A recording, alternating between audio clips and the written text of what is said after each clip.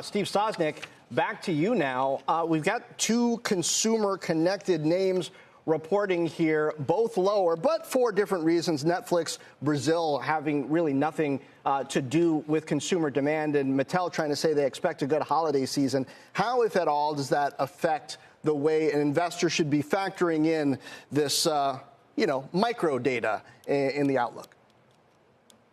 Well, John, I think you have to be holistic about it. I mean, part of the way I was thinking about today was it was actually in with the old and out with the new to some extent, because, we saw rallies in things like Coke and GM and 3M, some of which, talk about sort of your older, more established names.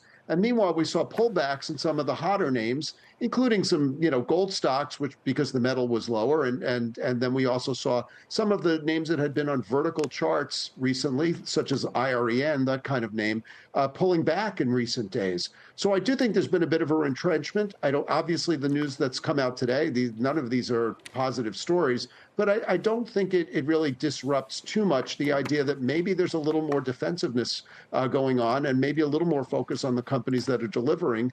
These companies all slipped up a little bit today, but the ones that didn't got rewarded richly earlier in the session. Yeah, and of course, we got a lot, to your point, a lot of red on the screen right now with these overtime earnings reporters right now. That being said, what are you seeing on Interactive Brokers overall in terms of the names that are trading hands the most and are receiving the most enthusiasm, if you will? Well, I mean, certainly the perennial leaders are always, NVIDIA and Tesla. NVIDIA, we saw a lot of buy interest over the last week. The others have sort of been two-sided. What stuck out to me with the last report was just how many names that had been real high flyers, almost, vertical or parabolic type of moves.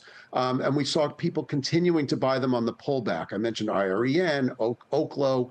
These are the sort of names. A lot of very thematic names have been in vogue. And even though these stocks have had pullbacks, we saw customers continue to be active and looking for buy the dip opportunities. I recently threw out the phrase death, taxes, and dip buying as sort of the three things that are inevitable in the current market. And we're still seeing that even in stocks that have had pullbacks after very, very solid moves.